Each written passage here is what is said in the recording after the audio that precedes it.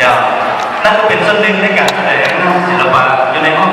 ซึ่งเป็นการแสดงโดยนักศึกษาของ5/10นะปฏิกิจแต่ง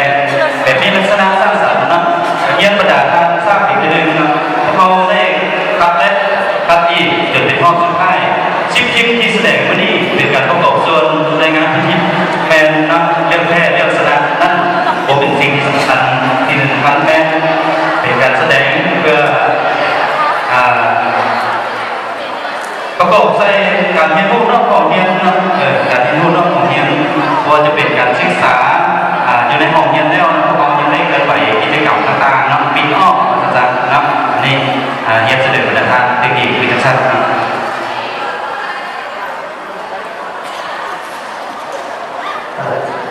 เจ้าที่ลงไปนั่นก็เป็นห้องซึ่งเป็น